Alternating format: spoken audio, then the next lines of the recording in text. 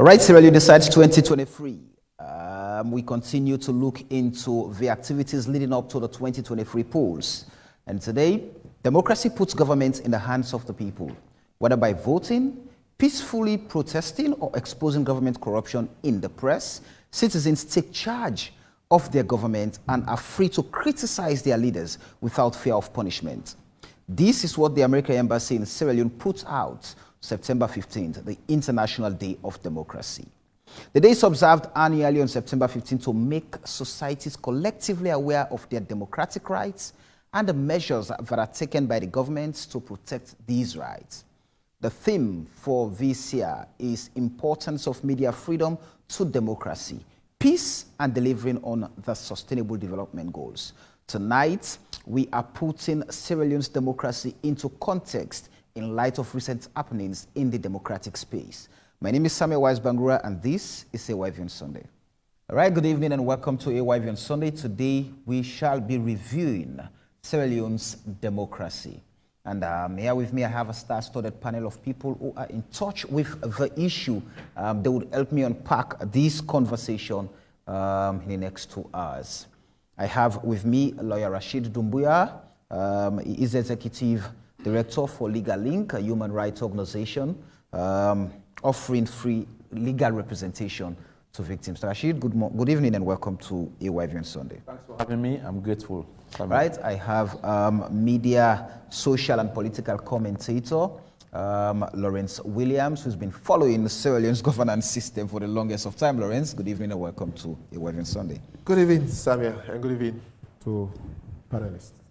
Right, I have the Director of Communications from the National Commission for Democracy, Reverend Jubilee Akagbo. Reverend, good evening and welcome to. Good evening and thanks for hosting me. All right, unfortunately, we've received a message from Lena Thompson, lecturer at the Political Science Department at Frabe College, the University of Sierra Leone, that she cannot make it to the studio tonight. We wish her speedy recovery. She just called in sick. But you, our viewers, can always follow us on our AYV Sierra Leone Facebook page. Drop your comments, share your thoughts with us. We'll find time to go through some of them as always. In case you are listening to us on FM 101.7, you're welcome. Watching us on AYV Channel 33, you're welcome. And following us on all the different social media platforms. Reverend, I'm going to start off with you for obvious reasons. You are the gatekeeper of Sierra Leone's democracy. I mean, the permanent infrastructure charged with the responsibility of looking after Sierra Leone's democracy. We just joined the rest of the world in commemorating International Day of Democracy. This year's commemoration looked at how media freedom can help in promoting democracy, peace, and looking at Sierra Leone's path right now to the 2023 polls. How would you describe or how would you situate Sierra Leone's democracy in a context that many would say this is Sierra Leone? Thank you so much. I must confess that it's a challenging subject to deal with, but we'll do our best to focus attention on the things that matter most. We put it this way. In assessing our democracy, focusing attention on the key tenets, we can say we've come a long way, but we still have a long way to go. We are not where we used to be, but we are not there yet. And we must come to terms with that reality. That you're looking at, say, the Second Republic of Sierra Leone, commencing 1996 to date, we've made significant strides. But considering the fact that we are just looking at less than 40 years, Sierra Leone's democracy is not even up to a generation yet. Right. So we are not making a case for the things that are going wrong, but we are also aware of the fact that for the almighty America, where we think it's the beacon of democracy, they've been in this practice for more than 200 years, and they still have their challenges. Let's look at what happened under the tenure of Donald Trump. It was almost like reversing all of the gains of those number of years. But thankfully for them, there are strong institutions to resist whoever. They cannot tolerate a dictator to be in charge of governance in America for a very long time. But this part of the world, we have to face up with that reality, because the truth of the matter is that the people themselves, who are actually the sovereign in the context of the governance of the state, at times are not even aware of how much power they have. That if democracy is to work, the people must be cognizant of what their rights are, of course in the context of their responsibilities. When they know what these rights are, and they know the channels that should be employed to ensure that they enjoy these rights, nobody will take it from them just like that. But is Sierra Leone's democracy thriving, or one that would best be described as barely surviving? It's still appropriate to say our democracy is still fragile. So you can now make your deduction if it is thriving or barely surviving. It is still a fragile democracy. I have just mentioned the issue of years. Right. How many years for a second republic? 40 years, less than a generation, which we might define as 40 years at least. If you look at other democracies, for how long they've existed, of course they have strong institutions in place. Things are, they face challenges. But in our case, we take one step forward, and it's almost like we are taking 2 steps backward. And that is so challenging. But honestly, the person you are talking to is not coming from the school of pessimism. I am an optimist. And looking at whatever effort we've made so far, in terms of the institutions that are in existence, and in terms of the level of understanding that people are getting, especially because of the emerging media. Social media has its good and bad sides. But honestly, it has helped immensely in awakening the consciousness of the people, even though at times we misuse it, because that is something that for this recent commemoration, I will not call it celebration, the UN Secretary General spoke about distrust and disinformation that we are peddling. But of course, the one thing that he also emphasized in his statement is the issue of polarization that is affecting governance institutions. Let me ask you this question, Reverend, just quickly. Looking at what the U.S. Embassy in Sierra Leone put out on the day itself when the world commemorated the International Day of Democracy, saying that democracy puts government in the hands of the people. Definitely. So, I mean, whether by voting, peacefully protesting, or exposing government's corruption in the press, citizens take charge of their government and are free to criticize leaders without fear of punishment. Now, looking at the things mentioned here, is that the environment we live in? I mean, so if that's really what democracy is, are we qualified to say we live in a democratic state? Well, thankfully, that is not the only yardstick that we employ to measure democracy, how much effort we are making democratically. But of course, it's a reality. It should be the norm. Going back to what the UN Secretary General said, right? He said, without press freedom, democracy will not thrive. And without freedom of expression, there is no freedom. So essentially, what the ambassador said is reflective of his own society. Right. For me, he should have said we should not be afraid. But it's like the way he puts it, it's presenting a picture as if, well, everything should be fine. That people understand what constructive criticism is in the context of democracy. Yeah. But honestly, looking at our society, we know there are times when people are scared to say the slightest negativity against those that are in charge. People are scared. Right. That is just the truth. All right. But we need to work on that. And it comes with a lot of civic consciousness. When we increase our civic consciousness on the side of law enforcement and on the side of the citizens that are demanding that they enjoy their human rights, we'll see the right balance. All right. Let me quickly hear from Lawrence Williams. Looking at Sierra Leone's democracy, Reverend has described it as a fragile one. Of course, many people have always said our fledgling democracy puts us in a scary state because of the accompanying blisters of what anti-democrats have left behind. But looking at the context itself in Sierra Leone, are we headed to a position that we've been taking the right, steps to addressing the challenges of a democratic state? I'll take a cue from Reverend. In his outset submission, he stated that we are taking 2 steps forward, 1 step backward. 2 steps backward, or 1 step forward, 2 steps backwards.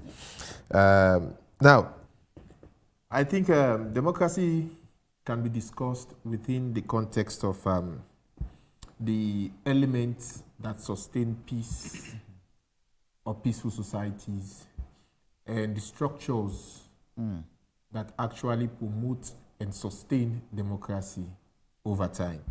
So we can look at, for example, the conduct of periodic elections, as one critical element in a democratic space.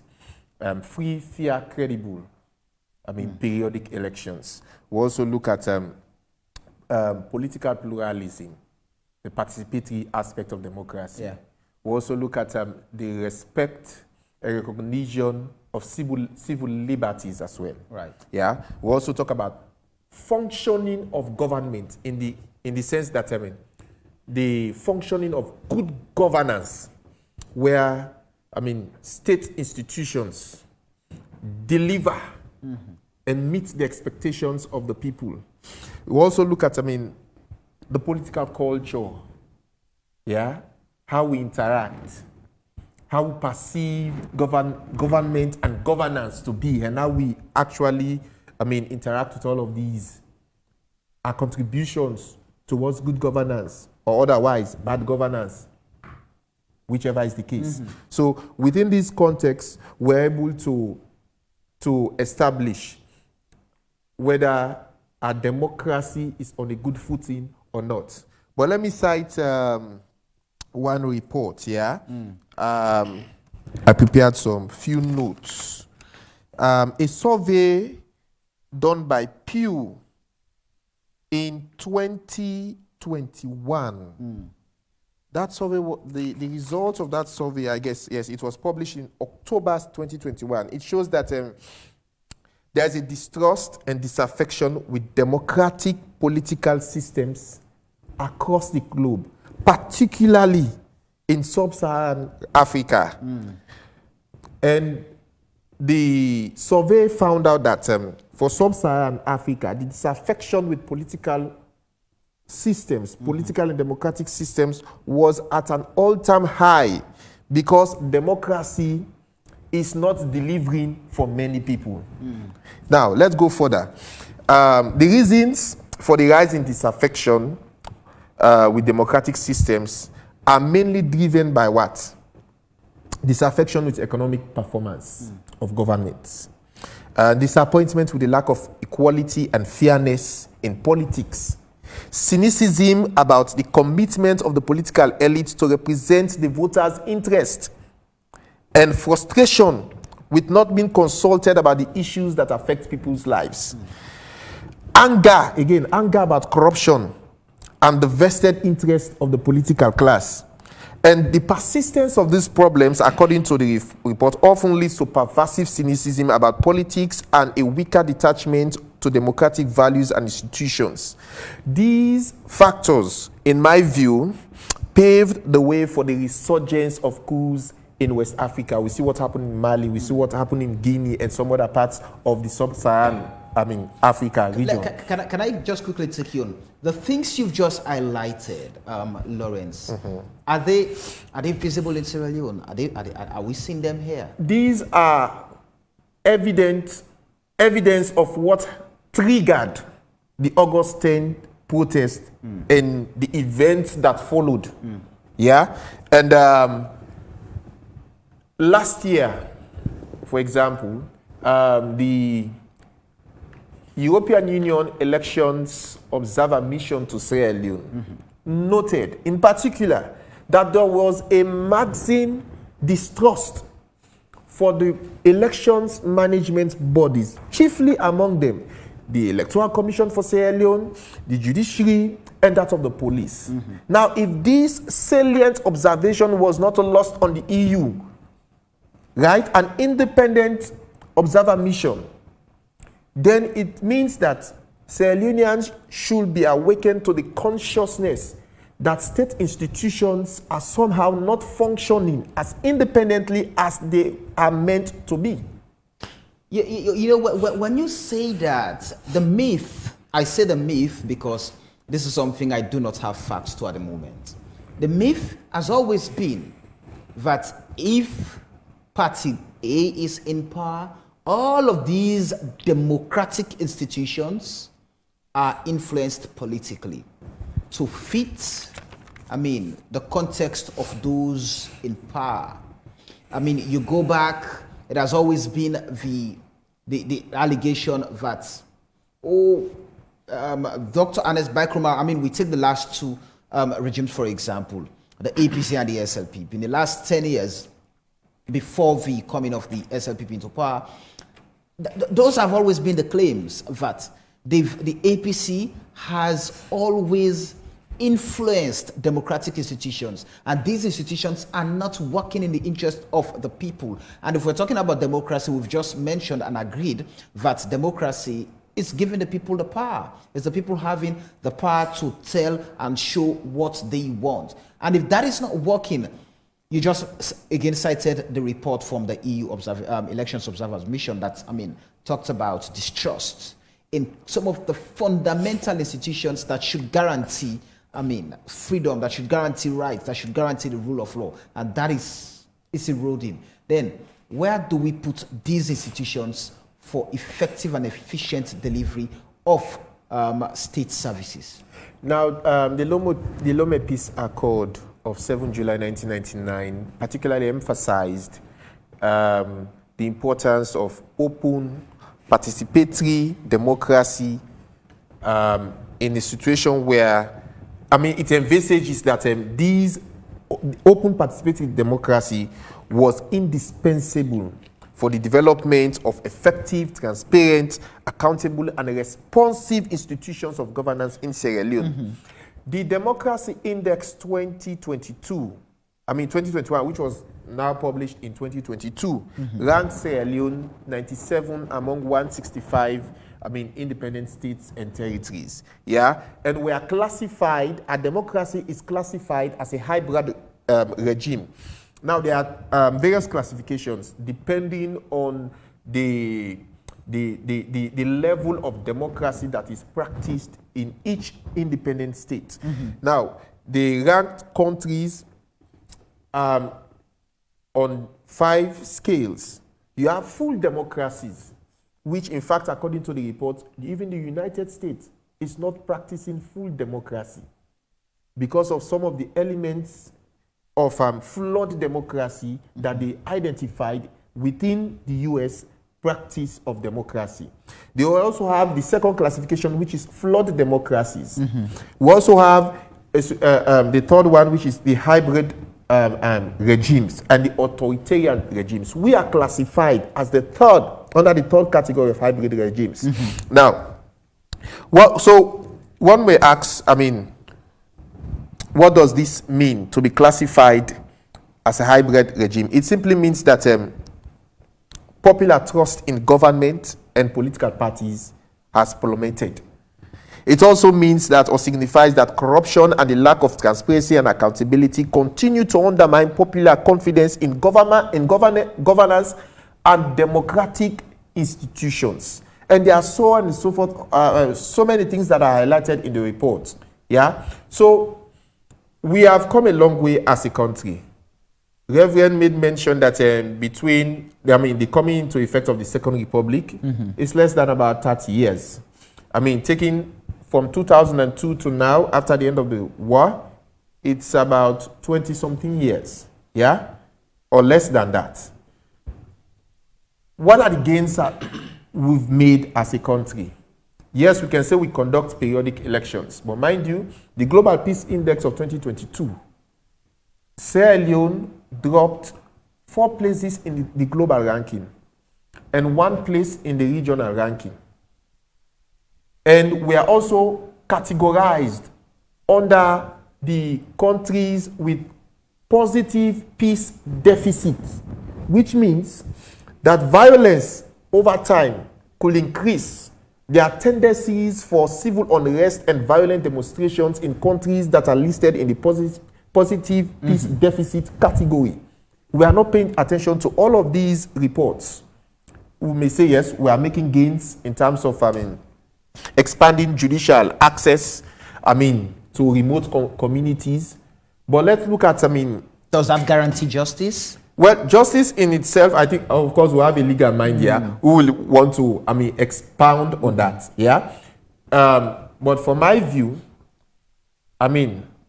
justice is simply giving right to whosoever deserves it. All right. Giving wrong to whosoever merits wrong, regardless of the status of the individual. All right. Stay with me, Lawrence. Let me bring in Rashid.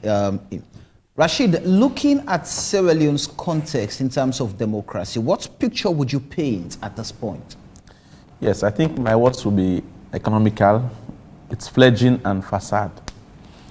And I will say so because we have a semblance, but there's a whole disconnect in terms of upholding the real tenets of democracy.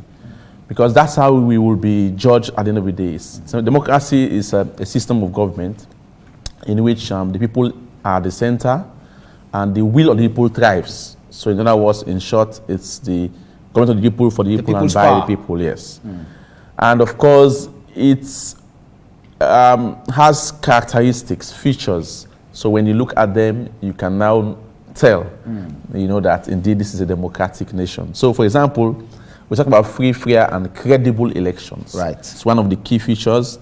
An independent and impartial judiciary, observation of the rule of law and constitutionality, respect for fundamental human rights, freedom of speech and the press, operation and recognition of multipartyism, strong and independent institutions, an educated population, democratic transition of power. So these are some of the features. And of course, a thriving and viable civil society, protecting the rights of dissenting voices and the like. So a professional police force that respects fundamental human rights. So these are all the tenets. So now, if we are going to assess our democracy, we have to look at them, at democracy in the light of these features, these tenets of democracy. And then we can now be fair enough to judge. So I said it's fledgling and it's facade, because you may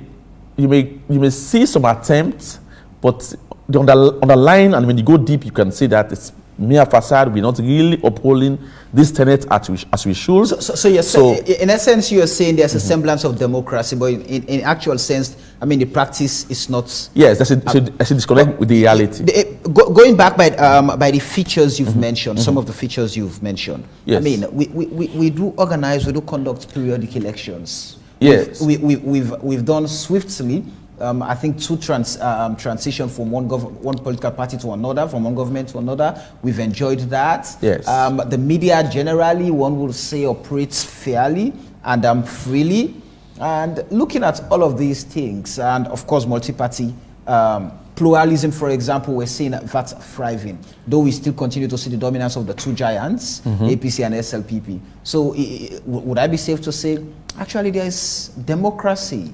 Yeah, so that's the question we have here today. It's about checkmating and lifting the veil to see whether, in fact, we are doing what democracy really calls for. You know, so it's not just enough to have elections. All right, they should be free and fair and credible, free from fear and free and fair. All right, so it's about assessing it from that perspective, you know, and then coming up to conclude that indeed, yes, we have free and fair elections. So that is the commitment. Democracy is a commitment. You know, a whole country is saying we will ensure that we put people at the center and we respect their rights and we do things that will make sure democracy thrives and democracy exists in our nation. So, for example, take a look at the judiciary. I mean, where I'm coming from, that's my space. Yeah, we still, I mean, seeing in actual sense a lot of challenges in that, I mean, sector of the nation. For example, I'll give you an example. So there's some improvement in access. I mean, that has to be acknowledged. But then when you talk about the administration of justice, so when they come before, all right, how do we treat them? How do we ensure that justice prevails and there is equity and there is fairness in the process? I'll take, for example, we have a lot of matters now before, and the other day I was even on air and I was asking question about a magistrate who presided over a case, and then, you know, of an opposition accused person, and bail was granted by the magistrates. The next day, we learned that the magistrate is currently, you know, on leave, indefinite leave. was due. All right, indefinite leave. So even our labor laws does not allow for such to happen. So you start asking the question: do we still really have an independent, you know, an impartial judiciary? The other day also we talked about Kamayemba's case. Right. The judge, after, you know, a year or so, eventually gave bail, you know, to Kamayemba, and up till I speak to you, the bail has not been approved by the Master and Registrar and the Chief Justice. So, and the cases that we are getting are not really holding tight, and we don't even know how far we are in that matter. So the judiciary, and there are a lot of cases that are still not being listed, public interest matters. Right. So we are talking about the administration of justice, and these are things we have to call out because they form part of the fundamentals of a democratic society. You must have an independent and impartial judiciary that will be able to checkmate the excesses of state, you know, apparatus and of course state functionaries, and ensure that the will of the people, you know, is respected. So it's about due process. It's about allowing the wheels of justice to turn, you know, and turn faster. And a particular, I mean, it's a particular direction or in all directions? Yeah, so in all directions. So the rule of law. Why ask the question? I agree with you. Why ask the question? You know, yesterday I was having a conversation with some very senior government officials and even opposition members. I know we were having some talks, and what came up was, for example, the arrest of Mohammed, Honorable Mohammed Bangura, who is standing trial. And so the opposition asked, but wait a minute, we go back to the constituency 110 by-election where we saw government officials and that was, I mean, it was violence at its peak, but no arrest was made. It was very clear. But now we saw what happened there, and an opposition member is being arrested and all of that. And I mean, jokingly, the government official was saying, man, now wait, now we turn. So, I mean, that was just a privileged conversation, but it speaks to how the state is being governed. That when it's red, I mean, everything good for the red guys. When it's green, it's everything good for the green guys. Nothing bad comes. So how then do we change that perspective, especially when we look at the law? Yes, we look at justice that should be fair. Yeah. So Samuel, I agree with you. So the issues we are discussing here today, I'm sure, ranges as far back as, you know, independence. All right. So all of these state actors are in one way or the other guilty. APC, SLP that have had the opportunity to rule us, they are all, I mean, wanting of this issues. But then you see what we don't want to see in our society, and I believe what should hold the society and serve as an effective check to exercise is the judiciary. So if you look at nations now that are thriving, South Africa, for example, we just heard about the Kenya experience. It's beautiful to see how the courts can come in to resolve swiftly and set the tone for democracy to fester. Just imagine Kenya's election. The judges were so swift. The whole nation was kept for 14 days waiting. They did not give excuse, and did not, say one or two things. They went to work. They knew this was a mandate they had to fulfill. Whole day and whole night they were on their bench and making sure that this judgment is delivered within the expected time frame to set the trajectory that indeed we have the last say, and we will determine justice at the end. Which is different in our case. Yeah, so that's what every day I come and have opportunity, I talk to the judiciary. Because trust me, the executive arm, they will want to have their way all the time. That's how they work. Right. They want to have their policies, they want to have their actions, their manifesto. So they have a drive to get this done at all cost. So what serves as the arbiter and checker is the judiciary. Because at the end of the day, there must be a place where we can all run to when our rights have been infringed upon or violated or abused. And if they cannot keep the gates, what does that present? That is the problem we're having now. So, for example, in South Africa. South Africa, the only institution currently that is holding the balance and ensuring that democracy thrives is the Constitutional Court. When people get to the Constitutional Court, I've been there, you will realize that this is a strange place. You can sense that there is a separate spirit operating here. When you enter the court, you will know that justice is going to be delivered. So the government always is afraid when people take cases, against it to the Constitutional Court, because they know these are men who believes in justice, who will sacrifice their lives for the ends of justice. And I give you an example. In fact, one of them is a victim of the apartheid regime. He has one arm. So when he sits there to preside, having been a victim of injustice under an apartheid system, he has felt the pain. So the right to water, the right to life, the right to health, we are not given by the state. They were given by the courts, the Constitutional Court. So every day we call upon our judiciary that you are the last succor of hope for this nation. When the parliamentarians and the executive, they misbehave, you must teach them and show them that this is unacceptable in a democratic society. That's why I'm afraid of our democracy, the way we are going, because I cannot imagine a whole magistrate granting bail. This is just bail to an opposition person who was on trial for 4 months without any progress being made on the matter, and you still think he should keep that person in detention.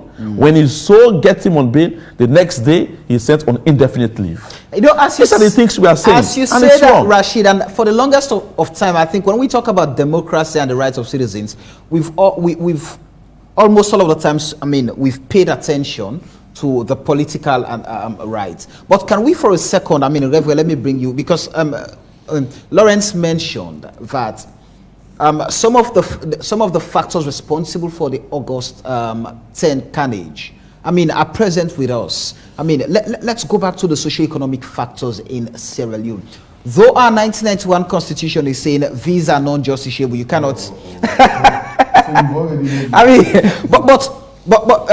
I mentioned that because Rashid just talked about it. That it took the court of South Africa to give those rights to the citizens of South Africa, because fundamentally, you taking up leadership, it means you are going to be able to look after the welfare of the people who believe in you. So how do we factor that into the conversation of democracy? So it's very interesting, and we must not neglect that aspect of the governance of the state.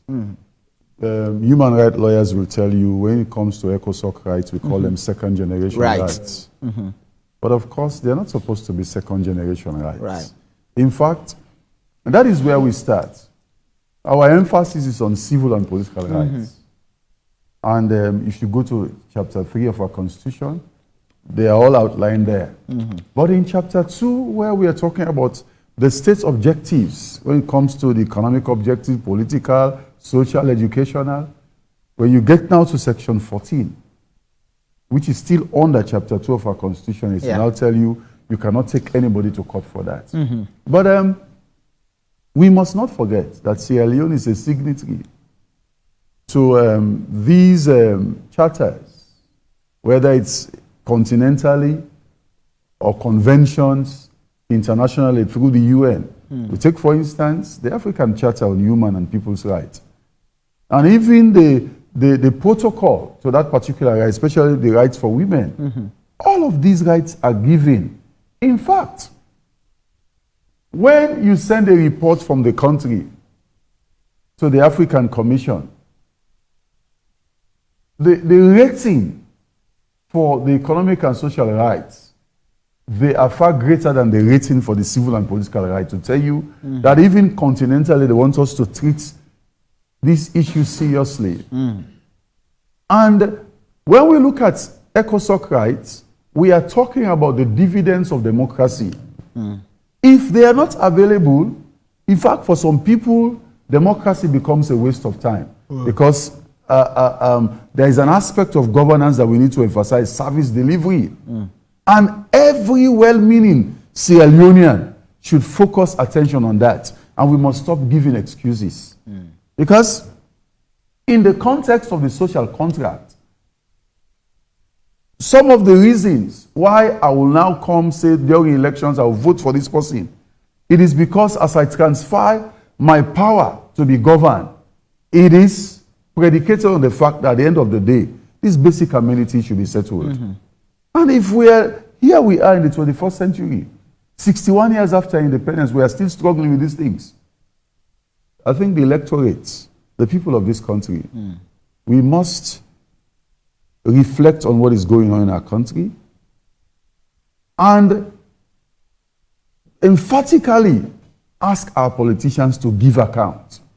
We must put aside the tribal, regional influence in politics and we vote this particular group because they belong to our region or because they are tribesmen. We must demand what will ensure opportunities are available for every Sierra Leonean. I'm curious to ask the question, how the electorates should demand accountability, in the sense that, the Institute for Governance Reform, IGR, released a report that talked about government framing national policies as tit for tat, coming to revenge.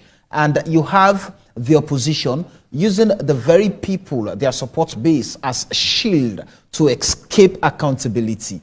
So with these games being played by the very politicians, how do we... So either way, whether it's from one group or the other, the people are victims. Exactly. And therefore, the people must demand from the politicians that they stop playing such games.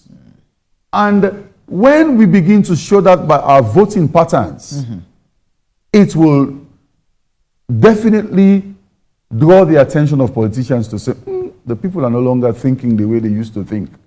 Because some people will tell you when they belong to a certain political party and they are in a particular community, they will tell you, even if it's the worst person that is put here as a candidate, that candidate is going to win. And you complain about things that are not available. But have you taken time to even check the quality of representation that you have? When you decided that you were going to vote, and see what is happening now, the challenges that people are facing to register, because that is where, in fact, you lose it or you win it. See what challenges people are facing. But people will still, when the time comes, they will still waste that vote.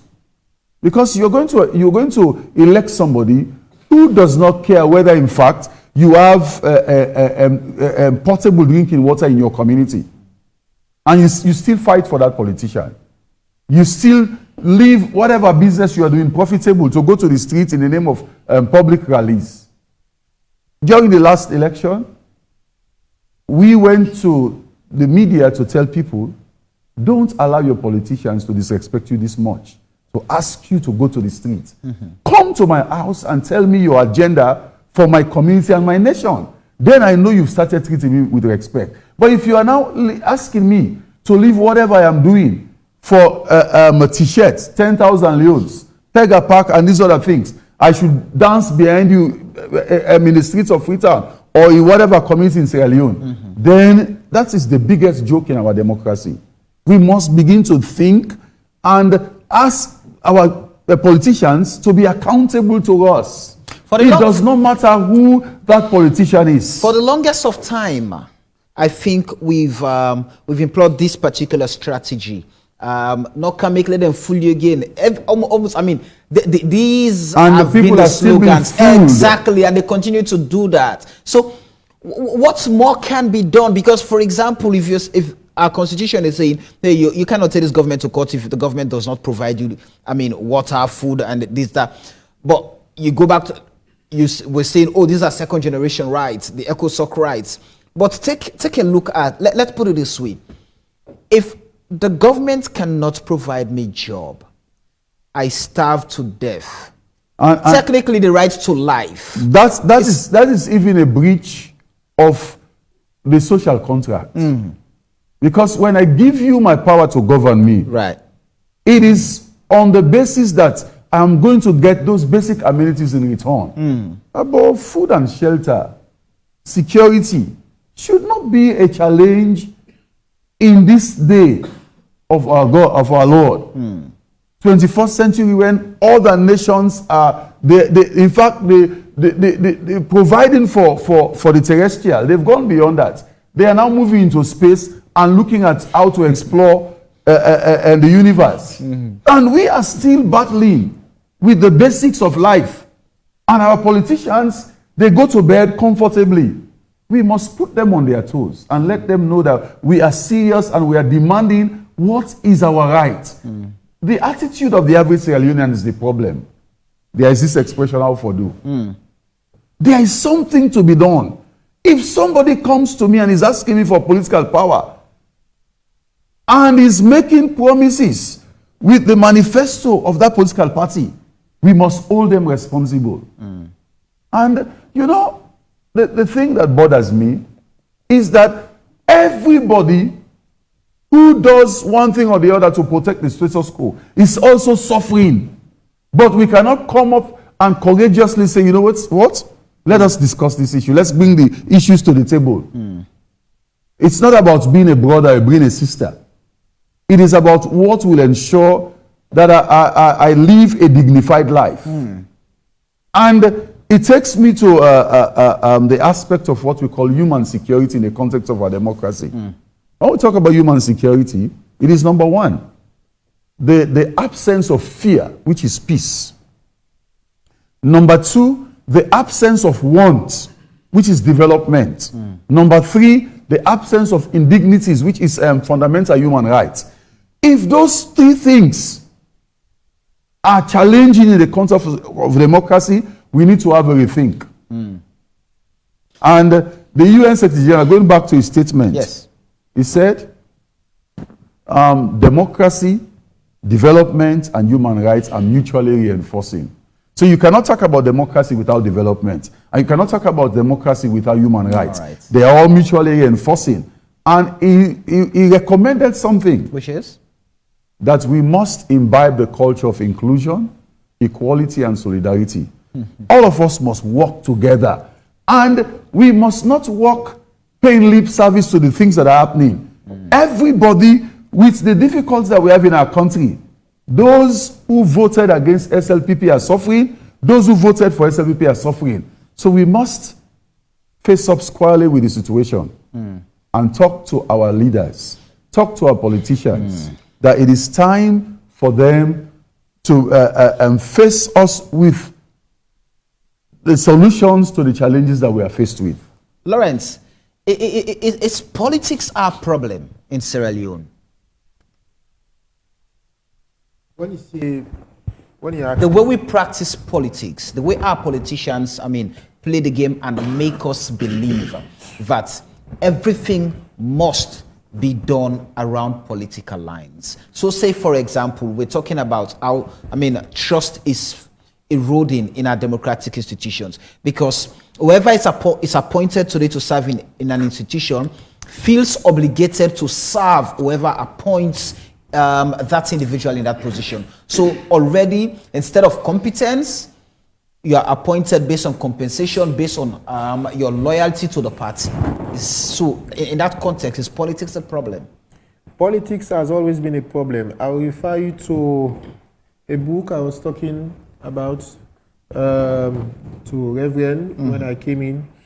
It's titled Bound to Cooperate, Conflict, People and Peace in Sierra Leone. It's a UNIDO project after the war that actually culminated to the collection of papers that formed that book. One of the authors wrote, and I quote, he said, when asked what their country's most fundamental problem is, Sierra Leoneans and the majority of Africans answer corruption. The answer politics. And when asked what the problem with politics and the politicians is, they responded, corruption. Nelson Mandela once said that even if you take 50 years in office, it's a very short time. You see that as a privilege and an opportunity to serve and serve well. Pierre Lumumba, whom I admire so much, contemplated that in the African context, politics is seen as a vehicle to enrich yourself. And the electorate, the politicians presume that the electorate don't think. And if that is so, and in our case, partly true, it creates room for rogue politicians to grab power, abuse power, corrupt power, and leave us with nothing. Now, we must understand a few things. Before this time, during the APC regime, particularly the second term of Ernest Bai Koroma, we had a very vibrant media. We had a vibrant CSO, civil society. We had a vibrant bar association. These three institutions, the media, the civil society, and that of the bar association, collectively demanded strong accountability from the previous regime, even though they were recalcitrant to, deal with issues or address issues of transparency and accountability, correctly. But we did our best. So, to a larger extent, we held democracy. We upheld democracy.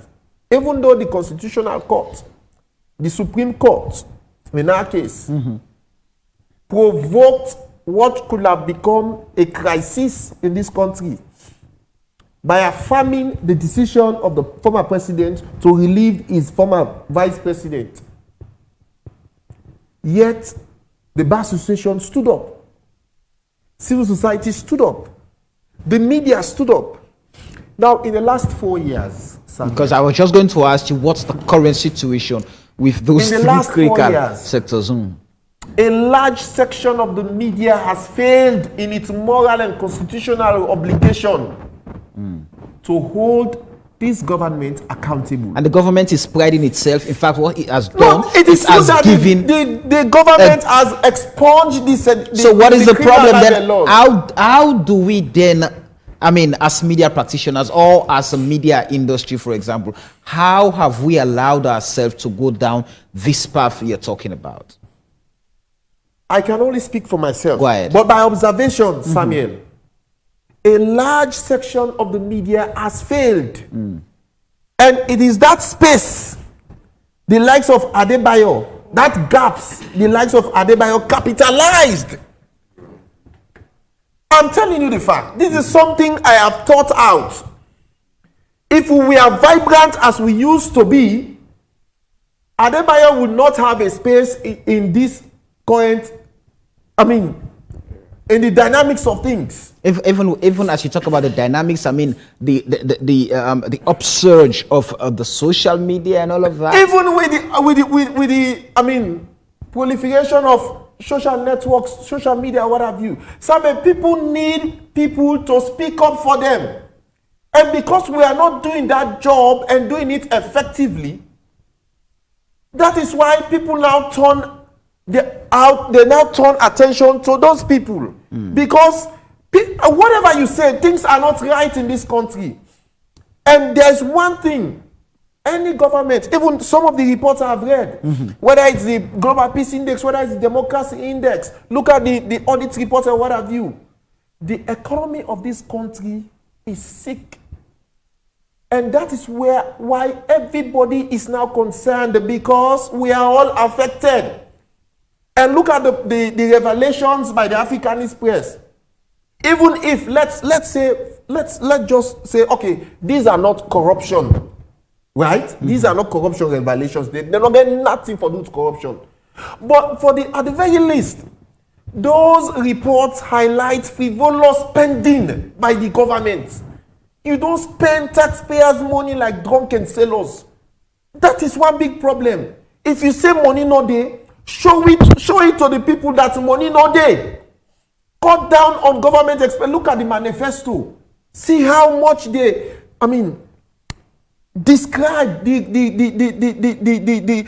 adjectives they use to describe the former government on frivolous spending. Now you have come. What are you doing?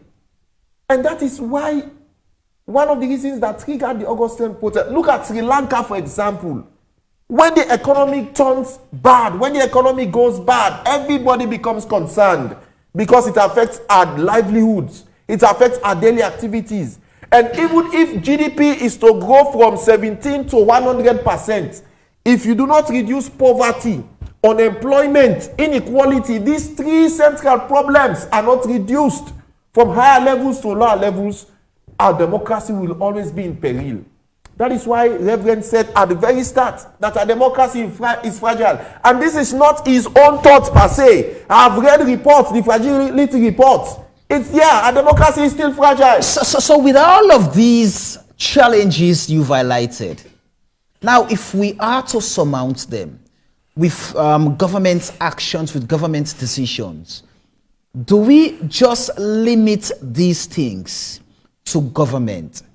What is happening with institutions set up to handle, to help in salvaging the plight we're currently in as a nation? Or should we say, oh wait, these are government institutions, for example, the president has a power to appoint, so whether they perform or not, it goes back to the presidency. Now we are in a moral crisis. I will refer to it as a situation where we are experiencing an integrity deficiency syndrome. Across the board from the State House, the office of the president.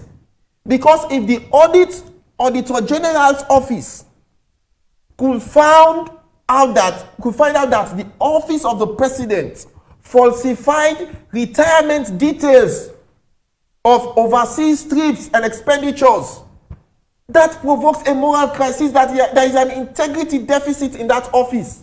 And we need to check it. So it cuts across. And the next thing we see was the suspension of the Auditor General. When the likes of Honorable Tawa, Honorable Givao stood up in Parliament, they stood up against the status quo or the sine qua non of that institution. They highlighted issues of corruption. They were somehow cowed into submission. The system went against them. And sadly enough, Samuel, very sadly. Can this be attributed to... Go ahead, please. Go ahead. Very sadly, the people of this country did not stand shoulder to shoulder with those guys. That begs the question: is this a societal malaise? Is this that society has accepted these things? Because us who form society, these are the things we celebrate. These are the things we dance about. These are the things we clap for. So how then do we? Reverend talks about it is time we demand accountability. The political culture, so how do we change that? How do we change that? Yes, it's when we are able to establish the fact that state institutions should function as they should. PLO Lumumba spoke about that the state house or the parliament should not be transformed. It should be regarded as a holy place and should not be transformed into a den of thieves. So we must reflect on some of those statements coming from learned professor like that man, as to whether in our own case, whether the state house and the parliament has already been transformed into a den of thieves. Let us reflect on those statements, see where we are. When we have institutions like the NEC, let the NEC function as it should. The constitution is a very big problem. That one was highlighted in the TRC report. Even the Lombe Peace Accord of 7 July 1999 requires or talks about the constitution. I mean, yes, there has been consultations. This government, the last former government, rejected recommendations. This government accepted some or rather most of the recommendations. But particularly, Samuel, I'm coming. If we want to start, let's start with Parliament. If you still retain Section 77K of the Constitution, the likes of Tawa will not be able to speak freely again in Parliament. I'm just giving an example, yeah? If you still retain such sections and you claim that you want to practice full democracy, democracy is a hybrid regime. Do you feel the parliament itself would want that particular section to be changed? I'm asking the question because let's go back.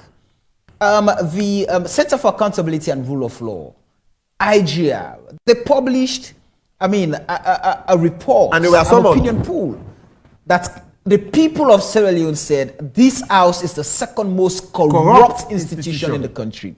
A house that if it does what it should do, accountability should not be a problem. There should not be even, space for the auditors of the Anti-Corruption Commission, because that house, oversees every executive action when they perform their oversight function. But if that house did not accept that, and the house said, wait a minute, you know what? Let's call these guys. Let them come and show us who told them that we are the second most corrupt institution. So Parliament in itself, if we go by that report, is very corrupt. So every institution, sadly to say, according to many reports, is corrupt. How do we build trust? How do we build confidence? You just talked about the media, the civil society space, the Sierra Leone Bar Association. Many have said these three sectors, all of a sudden, they need miracle to speak up. They've all gone down. So how then do we go and ask for redemption? If I'm to put it that way. So at the end of the day, we can all play our role to make Sierra Leone great. So first we can achieve that through institutional reforms, for example. We can also look at some legal reforms that needed to take place, right? That should take place, in fact. Again, we can also promote civic education so that we become aware of our rights and responsibilities and how we too can contribute positively and immensely to the development of this country. Again, we need political conscientization. The way we perceive politics. Who will do that? The media, for example, can start. The CSOs, the civil society can partner. Civil society can partner. These are groups that have been accused of being political in the first place. Of course, Samuel, I stated it earlier. Where does the trust come from? Has failed. Where does the trust come from? But we still have. Actually, let me bring you in. The conversation is getting interesting. I don't know. Earlier, when Lawrence was making his precursory remark, he was citing a report that talked about democracy fitting the context of Africa. Really, is democracy the form of government that Sierra Leone should take, if at all? I mean, Sierra Leone should be developed, and Sierra Leone should look after the people of Sierra Leone. Yes, I'm going to answer your question, Samuel. Let me just steal a few minutes of my colleagues. I enjoyed the discussion and the questions you were asking them. First, let me take it from Melvin, right? Lawrence.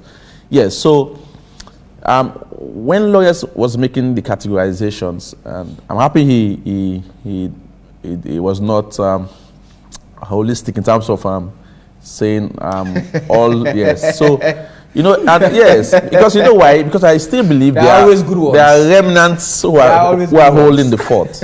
and it's not been boastful. These are some of the things that perhaps motivate me, because someday I ask myself, what will history write about us that we are indocted? See, when you look at the TRC report, so I read the section about the TRC report that indicted lawyers and the legal system and the profession. And when I came to that point, I was almost weeping. To say the lawyers at the time failed the system to rise up to a regime that was dictatorial and to hold that regime to account.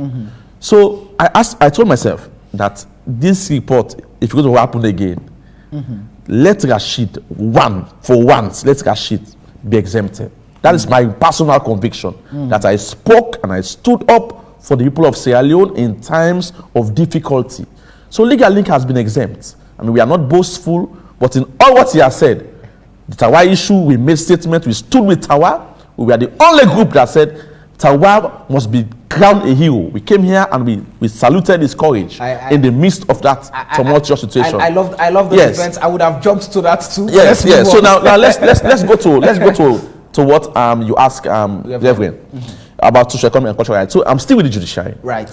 Because this is my baby. This is where I want to see the change springing up from. Because I know the effect we have. Kenya today is stable because the judiciary has spoken, and nobody can dare to say otherwise. And the country is moving on. Right. South Africa also the same. So it's the judiciary. I told you earlier that the parliament, the executive, they may want to do their own thing. But when they come to the judiciary must say, hey guys, behave yourself. This is unacceptable, because we are the disciplinarian. We will interpret and punish lawbreakers. So the judiciary must be sound and effective. Now, on the issue of social, economic and cultural rights, Sierra Leone is, well, we're hearing about 8 million now. But look at the vast resources that we have in our country. Over 15 viable resources. I studied in Mauritius when I was doing my first master's in law. Mauritius has only 2 viable resources. They have the beach and they have sugarcane. It's almost free, everything there, you know. And you start asking ourselves, Sierra Leone has 15 viable resources. We have even discovered oil in our country. Right. Apart from the gold, diamond, bauxite, rutile, you name them. We cannot ensure at this stage affordable housing for our people. We cannot ensure uninterrupted light system in our country. We cannot ensure clean pure water for our people. Many of us are still drinking. So I speak to you, Samuel. This is something again which we should talk about. Many people are buying water. In fact, it has become the norm. Right. Packet water is what we are all surviving in. We don't even want to ask questions anymore about our natural water. All right. So these are the things I'm talking about. Now, how does this court can come in to have, even though there's a bar on enforceability of social, economic and cultural rights, the Supreme Court of India has set an example. They have the similar constitution like us. There's also a bar on guaranteeing social, economic, but see the beauty of how the judges go around the issue. For example, they will still pass judgments in addressing civil and political rights. They can still pass judgments that has effect on social, economic and cultural rights. For example, I'll give you an example. The government's neglect on rolling out effective field care to pregnant women. That would be a case for violation of the right to life, which is guaranteed under Chapter 3 of the Constitution. So when they bring that kind of case, the court will now say the failure of the government in rolling out an effective field care program constitutes a violation of the rights to life of pregnant women. So you see, they use civil rights that are justiciable, but yet it has effect on social rights. There's a way to go around. It's about a mindset of the judicial system that even though we have this blockade, we can still, in a way, go round about it and then ensure these rights as well. For example, Do also... you think quickly, I know you want to go. Do you think it's deliberate? I'm asking the question because it's monumental. This has been a monumental crisis with us. Since independence, this has been monumental. In the sense that we've always have governments, leaders who feel that if that is guaranteed, if all citizens are given the right to hold them accountable for socio-economic rights, it will be their end. Do you think it's then deliberate actually using that, even those who they feel can play around the laws, which, like you said, would have helped us, I mean, to have handled that situation and let us, at least we would have been better off. Yeah, so that was the thinking and the case that the government of South Africa made when an old woman called Mazibuko brought a case to the Constitutional Court on the right to water. Her community was being deprived water. The government made a case. What? If we ensure this kind of thing, we ensure the water, all kind of case. Same thing on the right to health. That if they guarantee this, it will cost money, it will cost this. So the Constitutional Court used wisdom and asked for an independent expert to do an assessment on what it will cost the government to roll out an AYV drugs to all pregnant women with HIV/AIDS at the time in South Africa. The government says the budget will collapse. Everything will end. There will be no money for other things. When the independent expert determined the amount of people that are affected versus the cost for the drug in rolling out free, it will only cost the government 2% of the budget. Government lie all the time. The executive is good at that. The judiciary should expose that. Right. So, for example, now, we thought heaven will fall when Ernest Bai Koroma, former president, rolled out the free health care.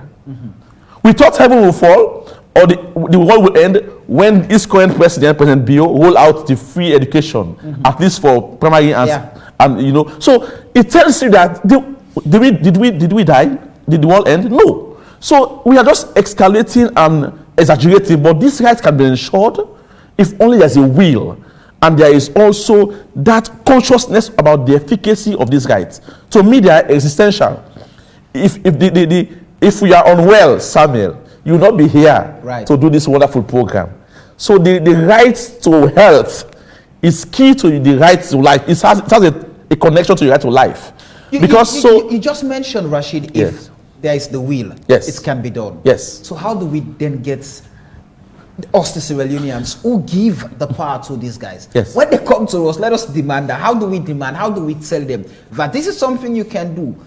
Don't come and lie to us, because evidently that's what they've been doing. Telling people that they're going to do X, Y, and Z, and they've never done that. Yeah. So how can the people demand so that? the fallback is, Samuel, so the executive will promise a lot. Right. But when they are in the throne, they now face the realities. So how do we compel them?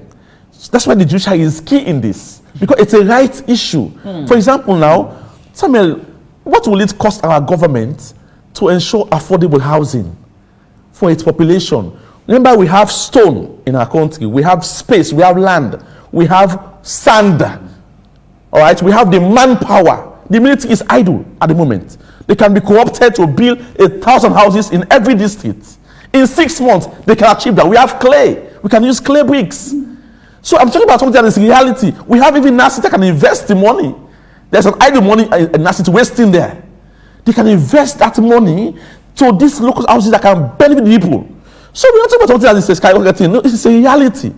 So you see what I'm saying? So now how do we now compel them to say this is workable?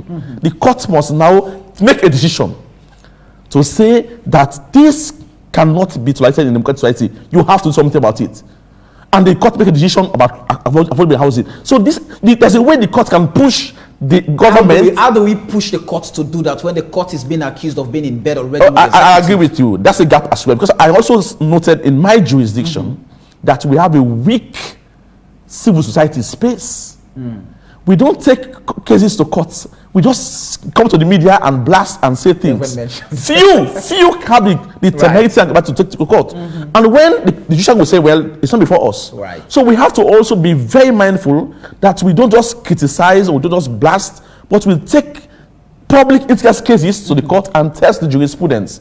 You know, we might have a backlash all the time, But one day at a time, one atom at a time, we might be lucky. Today we have a jurisprudence that says vehicular ban on polling day is unacceptable and illegal. Why? Because Sori Sengebanga, a human rights lawyer, had to try the Supreme Court, and then we saw what happened. So we can keep at it. Today in Kenya, in South Africa, in Rwanda, in Ghana, the civil society is really doing effective work in making sure that any attempt by the government to stifle rights, they move to the court to bring in the court. But again, like I said, it will take a progressive judiciary to also understand that they don't need to block people and to throw the matter out because of the issue of local standard. So most often, this is the jurisprudence we have. Right. The courage to hear the case on its merits and decide on the facts as alleged is not really the mantra in our judiciary. So I, as a judicial person, I am not happy with the state of my judiciary.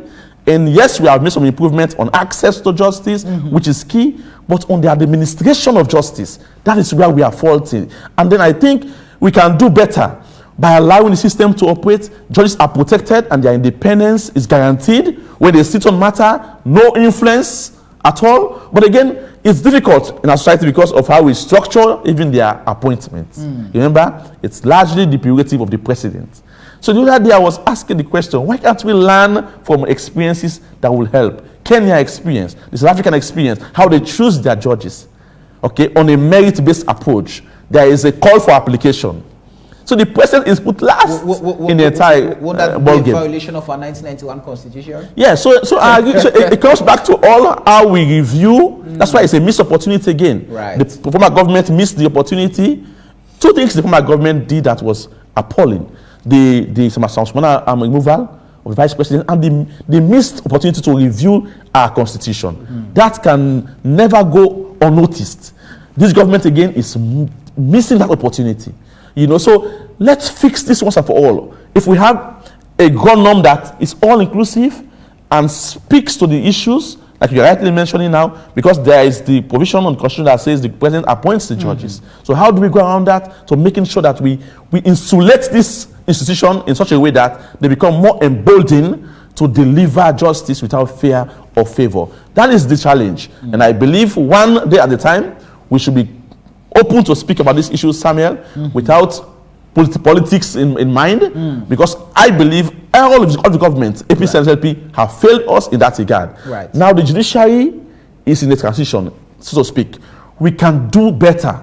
The current Chief Justice is making some reforms, which is noticeable and which is applauded, but we have to go to the point of administration of justice.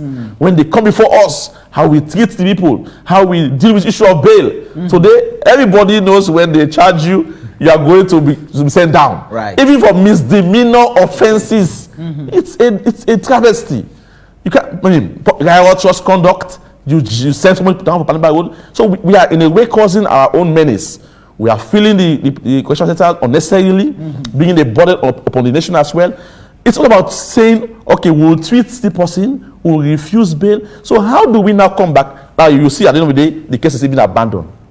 But yet the person has been sent to Panama Road, his rights have been infringed upon, and there is no courage, I'll argue again, on the part of the legal, advocates representing the person to even bring an action for compensation under our constitution. So we are all going around in circles and not doing the things that we ought to do. So lawyers are also indicted. As I sit here, there are many things we have not. So the other day I was even laughing at my colleagues. There's a law that has been passed. Now, Stanley, give me 1 minute, let me explain this irony. This is crazy. My colleagues are currently grumbling. Almost all lawyers in the bar association, they are grumbling now over one law that has been passed. So I was sitting there, I was asking myself, so you did not see what happened? You did not. So nobody cared when they carried the law. Now the law has affected us. Now they are going slowly to making sure that we don't even do conveyance anymore. Conveyances are done by the Ministry of Land. Every lawyer now is shouting. I said, okay, this is good. I kept quiet. Because you know why? It's not about our interest alone. We fail the people of Sierra Leone and we are keeping quiet. All the time, Rashid. They let you laugh at me that I'm idle. Yes, now it is our turn. It has bited us, and now they are grumbling. No, that law will continue to be like that, and we'll stand that it be like that, because we are the ones who are be keeping quiet. And today, where we are going to have money, I think for us, conveyance and all of these things. Yes, the law has been passed. Nobody saw it, and now the law is there. It's now law. Now we are all grumbling to say we must have a delegation to go and be the minister, that this is undone. It's why we are getting money. We should not do that. This is nonsense. Lawyers must always speak up when we see things going wrong. That's why we are called to the bar to speak for the people of Sierra Leone. Yes, quickly, I need to bring it up. Besides taking, taking action, on socio-economic rights to the courts for determination. Another way we could achieve that is to have a national framework. So, for example, China, I guess it was before COVID-19, the Communist Party convened a conference where they projected the future of China for the next 100 years. So the framework has been developed. Whosoever succeeds, like a national agenda. Yeah, a national agenda. Xi Jinping will go by that framework. In the next 10 years, this is what we want to achieve. And next 20 years, this is what we want to achieve. There's a starting point already. We have the medium-term national development plan, which is designed for 2023 to 2019 to 2023. Which is always political, because you look at the because it was initiated by this government. Which is always political. What we could do, for example, is to look at that document holistically, reach out to communities and what have you, elicit their inputs. Get experts to examine, analyze the document, bring sensible inputs into that document. Let it be a national framework. We legislate it. Yeah. So, for example, the free education, it should not be a policy, a manifesto policy of this government.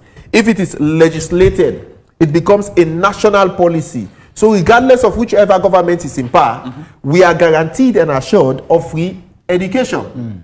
The same applies to health, to housing. In Nigeria, I've forgotten the state, a governor built low-cost housing for his people. I know you have seen that video.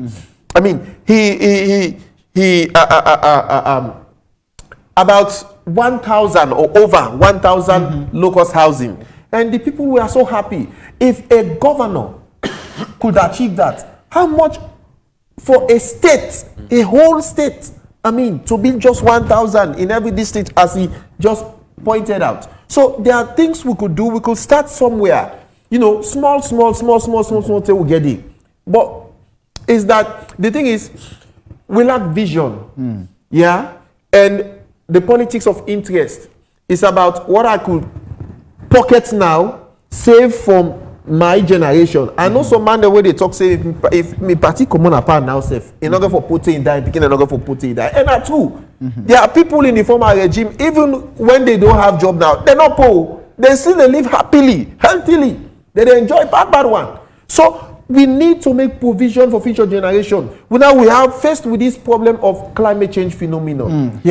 See how Sierra Leone is badly affected, and we are still cutting down trees. We are still deforesting large, portions of lands. Let me quickly run through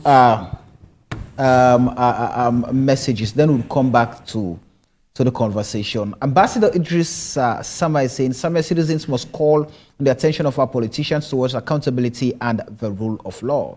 Abubakar Rashid is saying, Mr. Rashid, they said that having resources does not make a nation wealthy, but converting those resources to create wealth. So unless we create wealth with those resources, that can move this nation towards development. Fode Mustafa Toure is saying, the governance infrastructure has to be dismantled because the current package of democracy as received doesn't work. Any country in the West with different ethnic groups have a democracy that suits the demographics. I will give two examples, Belgium and Switzerland, where there are 3 spoken languages in the 2 countries, and the power is very much in the language regions, meaning people don't care who the president is. The government is formed on equal population representation, so no one cares.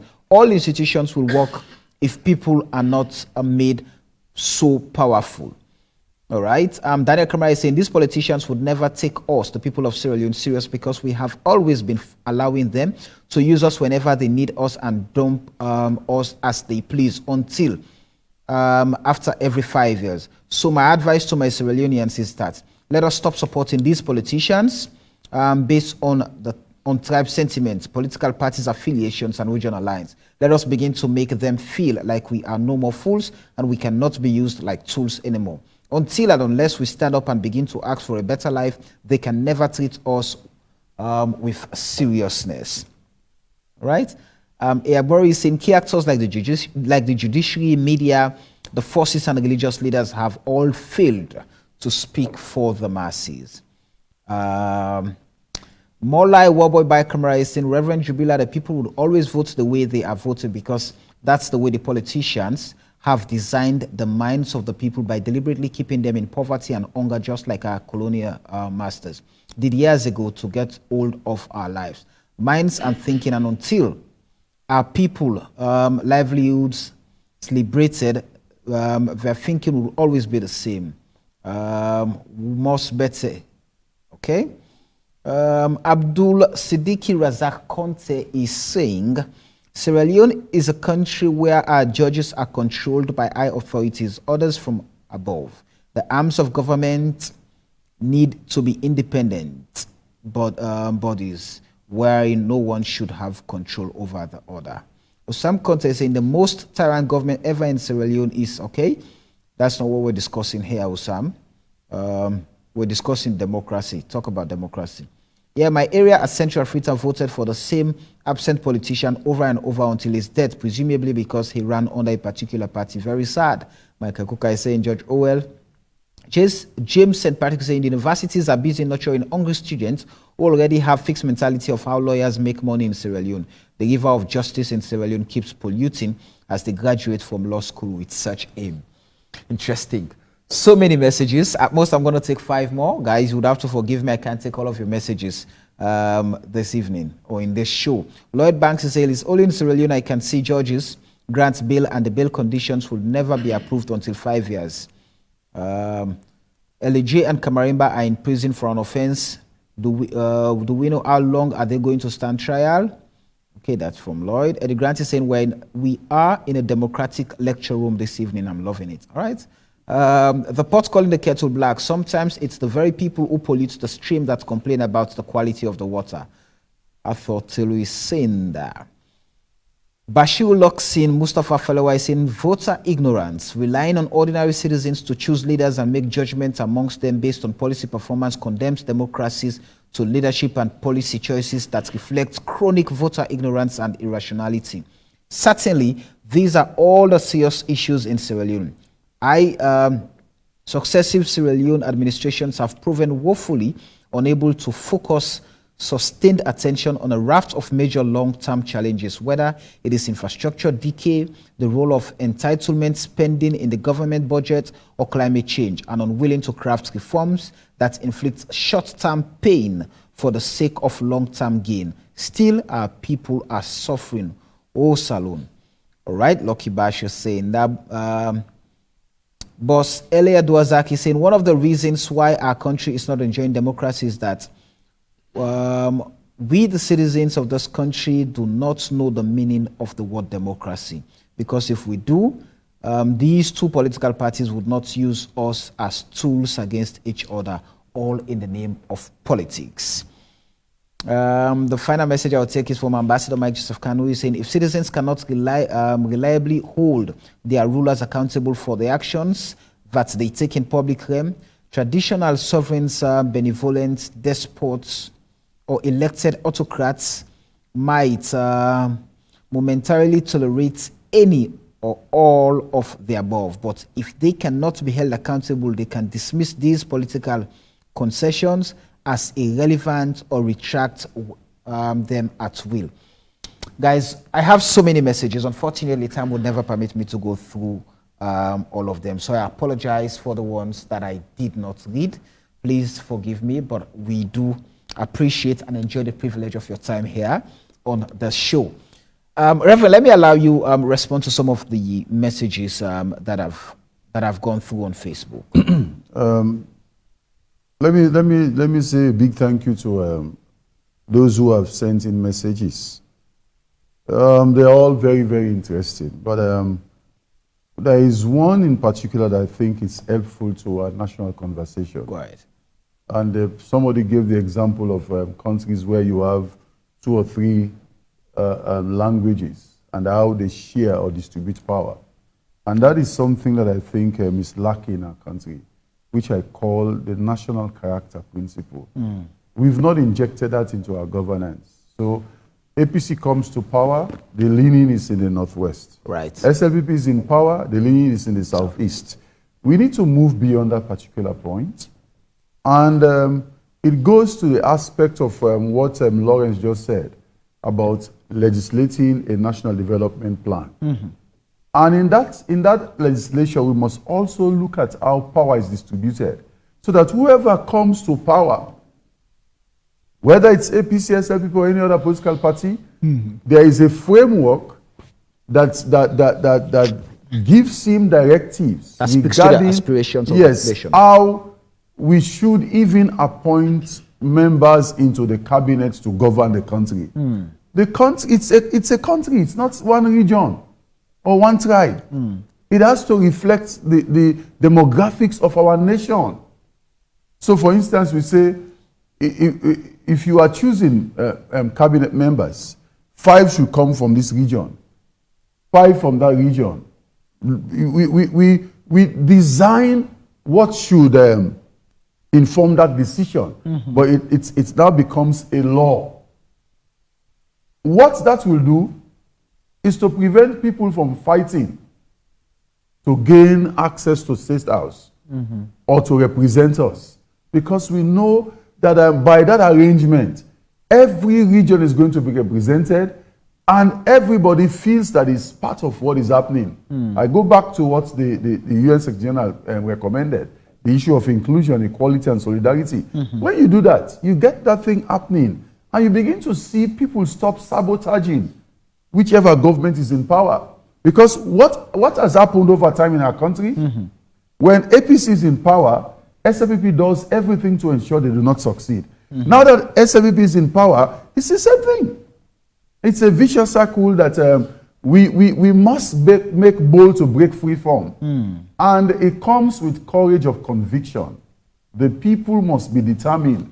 You see, take American politics, we go back to that as the best practice that we have to reference.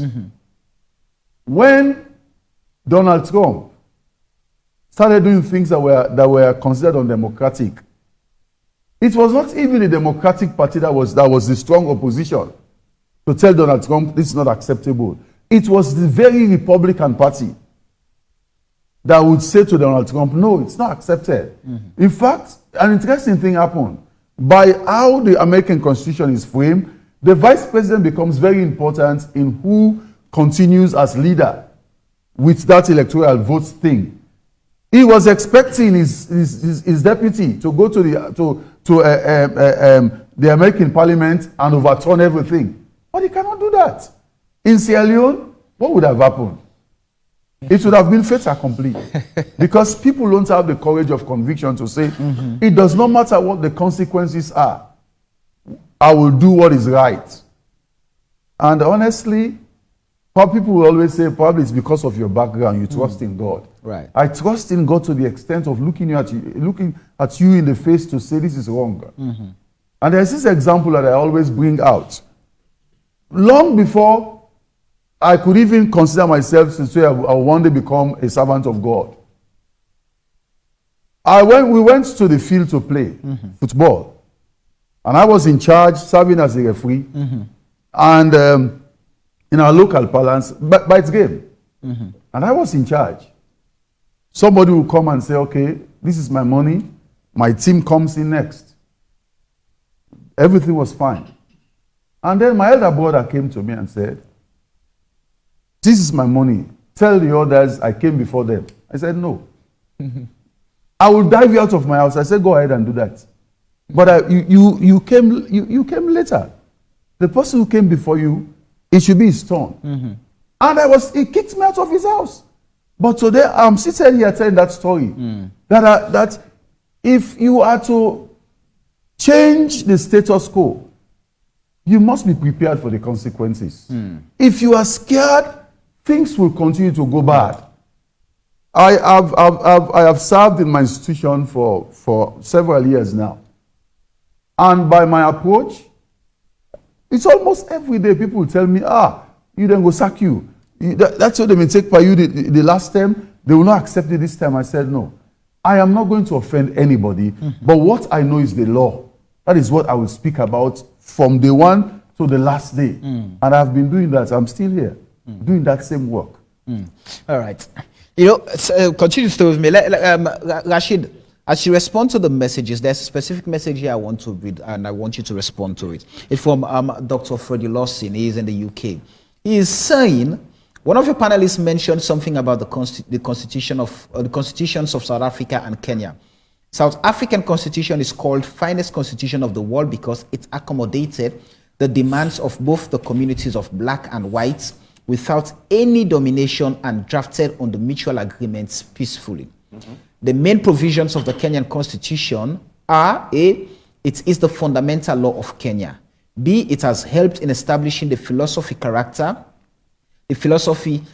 and structure of the Kenyan government. C, it has laid down principles which determine government's power and duties. And D, it regulates, distributes, and limits the functions of different institutions of the state. So he's now saying all these parameters are absent in our constitution, in which the president had absolute power with little or no checks and balances. In such situations, you can't have independence of the judiciary. Consequently, the so-called democracy and auxiliary rights cannot be defended. Imagine the president makes all the appointments to key positions, be it judges or secretary. A brand new constitution is needed that will address the fundamental issues of governance. So I think I agree with him absolutely. So it starts with a constitutional change. So even South Africa in the 1996 constitution ushered in that glorious, phase of their democracy. In Kenya, the 2010 constitution ushered all of this. So today we are seeing the fruits of the constitutional changes that took place. Right. We are missing the opportunities. Like I said, the APC missed that, and this government also is missing that. We need a holistic, comprehensive overhauling of our constitution and making sure that already we have a draft. It's there. The Justice Cowan, constitutional review. This government accepted some of the recommendations. That's what we're saying. We need a holistic you're saying we overhaul. But the government has prescribed a piecemeal approach to it. Yeah. When I spoke, for example, to the Minister of Information, what he said, man, if you did the Atapan, I don't let the give for it, I don't know treaty for wood knife foot. Okay. So what we need at the moment is a general overhaul so that we can now start again. That's what they did. Kenya also did that in 2010. South Africa did that in 1996. So it's awesome that we look at every facet, and we have done the work. The work is there. The people of Sierra Leone endorsed it. We don't want to be looking at on a piecemeal basis to see what suits the political class and they implement. No, we want the people of Sierra Leone have spoken in that review. So respect them and make sure we have the holistic. But let me go to the question you asked earlier about the chance of democracy for Africa's, geography and setting. Yes, indeed. It is going to be a difficult choice based on the fact that it's in Africa that we have the weakest of institutions. You might advise Africans, say, Africa, you don't need strong leaders, you need strong institutions. Because that's exactly what will keep democracy thriving.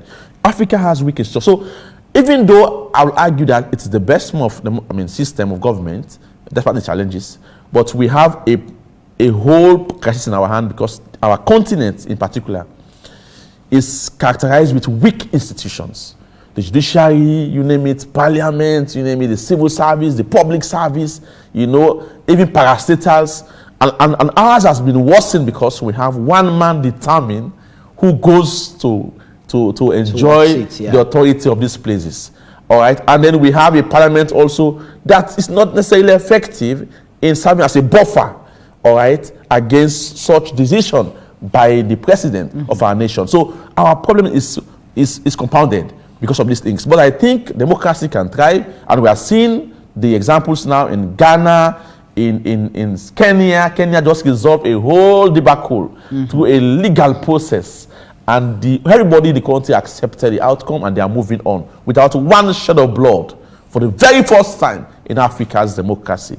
That is a plus. That's something we can learn from. And then look at the beauty about Kenya's constitution. It says when the president has been elected, announced by the NEC, or we call it the Electoral Commission, if there's a challenge, in fact there's a 21 days window, if there's a challenge, the court, nobody will swear in that president.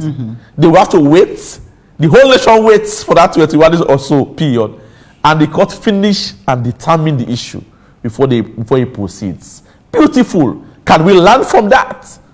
See, so there must be a willingness for us to do some radical changes I was told that the will other help day, our nation and our democracy. I was told the other day in Sierra Leone, if even the results are announced 1 a.m. 1 a.m. you'll be one. Yes, and then the next day, the president will the have availability of the Chief Justice. Yes, the next day, the president will have changed all the judges and judiciary and the head of judiciary and all of that. So it becomes very difficult now to get a case against him. So here is what I'm saying, Samuel. They spoke about also legitimizing or legislating a national, development plan, framework, yes, which is good. But then it will take a judiciary that's independent and impartial to protect that legislation, because we have now a culture of many legislations are being abused and bastardized at will. Right. So you see, and then the court is we're not even hearing the court's position on that. Even our constitution, the gun. So I agree the best of our approach is about making laws to protect our rights and all these things, but there must be a judiciary that will now indict and hit hard on anyone that violates that law that has been passed in the land. And that's what is lacking at the moment. So you see, we come back to the judiciary because they are the protector. You can pass all the beautiful laws. You can have an executive president or a cabinet or ministers that will willingly and with intent violate and or abuse those laws. But then if you have a judiciary that will say, when you so do, here are the consequences. Doesn't matter who you are, we will make sure that you face the... Look at what happened to Zuma. Zuma thought he was still a president. When he was going to an inquiry, he refused to summon himself. And the case went to the Constitutional Court. The Constitutional Court, you know what he did? He sent Zuma to jail for 15 months just for refusing to come before a tribunal set up by law. That's contempt. So you see, an effective judiciary holding to account even a past president without fear or favor. That's what is lacking in my country. And I'll continue to speak until we get there. Judiciary must change. You are the hope for the people. Everywhere may be corrupt, but when they run to you, you must provide that panacea, that hope to say, this is the place where we can get result. And the government will be afraid to violate rights because they know when the complaint gets to the judiciary will hammer them seriously. So our hope actually is about judicial reforms. That's why I'm calling So today, we were quiet as lawyers. Now, the thing has turned around and we are being hit. We are now crying. The question is, who will speak for the lawyers? That's the question. Rashid. All right. Lawrence, let me hear you with regards responding to the messages. But as you respond to the messages, there was a specific message I would want you to respond to. The issue of us having, equal distribution of state resources. You know, the Bintu Mane Free Conference brought in an expert, I think, from Kenya that recommended that no single tribe must hold more than 30%, workforce in any institution. So it means every tribe should have a fair share of the workforce in a particular institution, which kills the issue of tribalism, regionalism, nepotism, and all of that. Should that be the focus of, going forward? How do we address these issues that tend to provoke unrest in society? Okay, let's go back to what happened in Sudan that led to the separation of South Sudan from Sudan, or the creation of South Sudan. It was as a result of disputes over access to and distribution of resources. Right. Yeah. And so the breakaway faction or the agitated faction now decided that, oh, we need to create our own state. So that led to the separation and the creation of South Sudan. And then up till this time, even though there is, the democracy is still fragile, there is still fighting here and there as to how they distribute resources or who gets access and control over the resources and so on. So in our case, during the early 2000s, the British High Commissioner to Sierra Leone, Peter Penfold, noted. He said that Sierra Leone is one of the richest countries in the world, but sadly among the poorest. He said that the reasons for this are entirely man-made. Just a relatively few people, I quote, just a relatively few people are responsible for the misery and hardship suffered by so many, unquote. End quote. Now, this observation was made by a foreigner. The politics is, it has been so for the longest of time, since the Albert Magai regime. From what I've read, since the Albert Magai regime, and it became worse under the Shaka Stevens regime, coming to the Momo, the AFRC, REF, and what have you. Kaba did a lot to create these institutions. Yeah, it's about having a genuine, not to that fake Bintumani trio. I mean a genuine national conversation on how we distribute power, how we distribute resources, how we promote wealth creation. Yeah, because it's not just about having the resources. If you examine some of the agreements, currently I'm doing a research on Sierra Leone's public debt portfolio. Startling revelation. And my motivation for this research is the audit report that reveals that our public debt is inflated. I wrote about that. And the parliament, all of these reports are going to the parliament. All of these reports are tabled in parliament.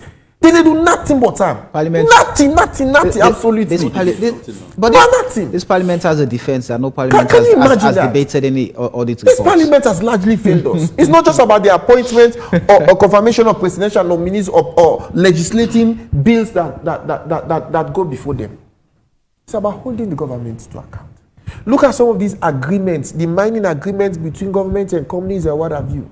What are we realizing from those mining rights and privileges that we should have? They just passed the Mines Review, the Mines and Minerals Act. How much are we realizing out of it? We are not benefiting anything from what we have as a resource. And the potential, I'm just coming, Samuel, just pardon me. The potential for foreign direct investment and local businesses to thrive in this country is very, very limited. It's very limited. Our business potential is so small. Why is that so? And we have all of these resources. Why is the region? Look at Ghana, for example. Now they are moving into electronics. They have an electronics industry. I was watching news on Joy FM, Joy TV, yesterday or the day before. They are moving. We are almost 60 or 80 years behind Ghana. Ghana within there. So we're America now, they're 1,000 years. They have their own problems. That is true. But can we learn from best practices?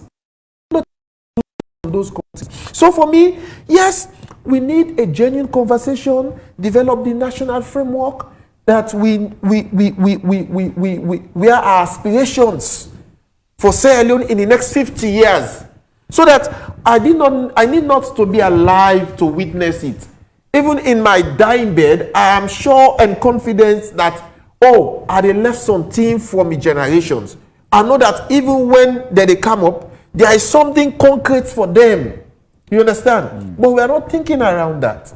One of the things we're going to affect we badly in this nation, if we not put an embargo to this deforestation, if we don't put a stop, slam a sanction on this timber logging and blah blah blah, again for killing in this country, Samuel. Okay. These are things that we see them because a few people are gaining money from it, or because the government is getting some form of revenue from it, and so we are all comfortable with it. No, it endangers the future of the country. All right, Samuel, we need to look at it. Lastly, you know, Albert Einstein once said that the world may not be destroyed by those who do evil, but by those who watch without doing anything. Some of us are rather born with the innate ability or quality or character to advocate for the people. All right.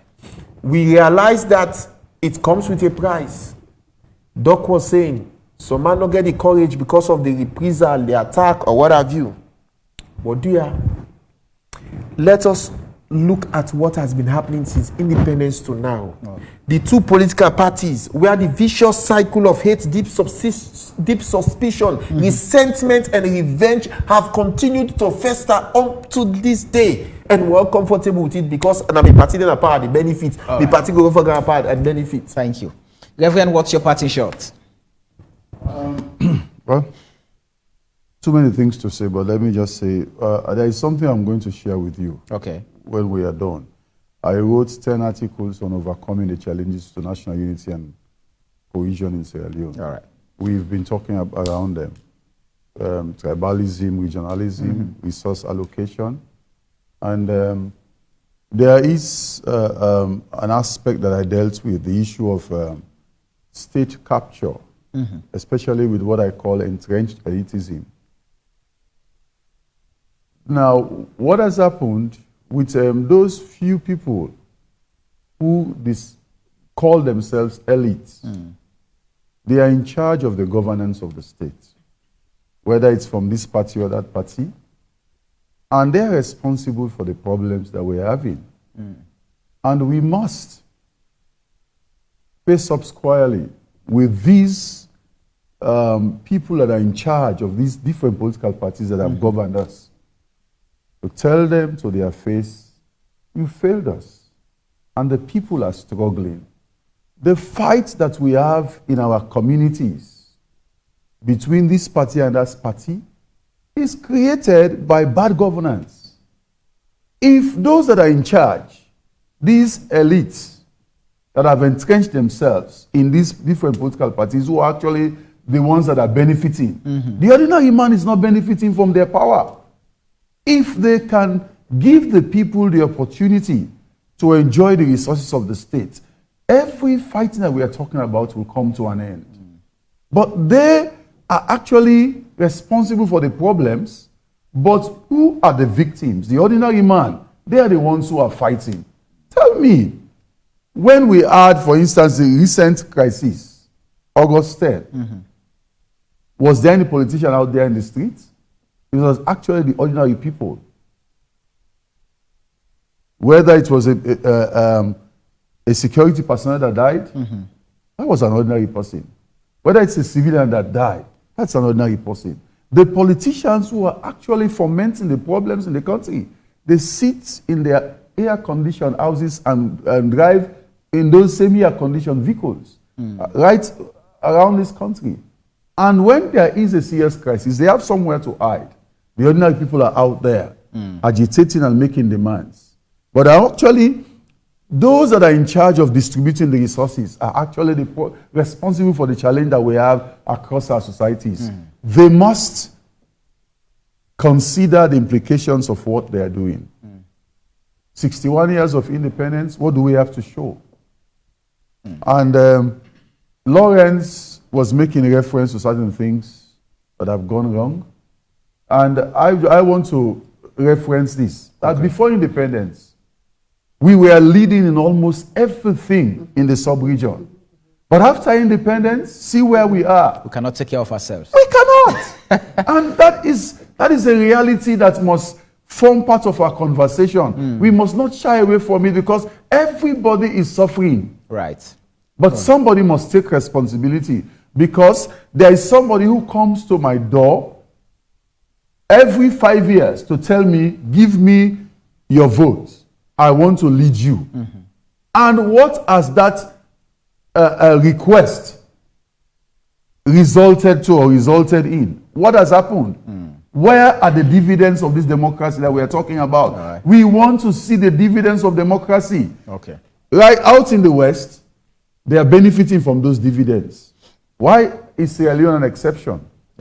Our politicians must sit up, face up with the reality, and know that they have a lot of work to do for the people of this country. All right, quickly, Rashid. Yes, so mine will be very brief. Democracy is not a wish, it is a process, and there are tenets that characterize a democratic state. We need to see those tenets and uphold them. Free, fair, and credible elections. As I speak to you now, we're having a lot of challenges on the voter registration exercise. That is undermining our democracy. It should not be that way. For example, also, we have the issue of multipartyism. There is still a challenge there. 9 months to elections, we only have one candidate assured. No, we don't know about the other parties. That is going to undermine our democracy. The issue of protecting the rights of opposition parties, opposition, civil society activists, people who criticize the government. You don't need to send them to court. You don't need to jail them. They have to have that free space to hold their government accountable. That's a tenet of democracy. And lastly, an independent and impartial judiciary. I'm emphasizing that because that's the last resort. That's the place where we all will run to, and then we get justice at the end of the day. Today, my appeal is to my colleagues, lawyers. We came to read law for a purpose, not necessarily to just enjoy ourselves and then, enrich ourselves. We must serve our country. As I speak to you now, no effort has been made by the Bar Association to even look at the current voter registration process and say something about the challenges happening. Right. To me, it's a travesty. It undermines our very essence of reading law and practicing law in defense of our people. Let's do more. We don't want, again, another TRC to indict lawyers, indict the judicial system that will fail our people in this country. So, on that note, I want to thank AYV for inviting me. I look forward to more invitations. And I must confess, before perhaps I close, that AYV has been an example of a media institution that has stood the test of time. You create a platform for all dissenting voices. And as a civil rights activist, I must be bold to say this today openly, that you have been an example, and that's what we want to see in all media institutions in our country. Let's discuss. It's more better than going to the bush and taking guns and coming to wage war on our nation. Discussion is very important, and let's engage and we find solutions going forward. Thank you very much, Lawyer Rashid Dumbuya, Lawrence Williams, and the Reverend Jubilee Kagbo. We apologize for the absence of Lena Thompson, political science lecturer at Frabe College, University of Sierra Leone. She called in sick late today, so we apologize for her not being here to have helped us with the conversation. But many thanks to you, our lovely audience, those of you who watched us, who listened, and who followed us on all our different social media platforms. You're welcome. In case you miss a part of the show, watch a repeat of it on Thursday, 10 p.m. But same time, same station, and next week's on the Fresh Edition comes up. The show has been AYV on Sunday. My name is Samuel Wise Bangura, and up next is our AYV Primetime News. Until then, take care of yourself and have a lovely night.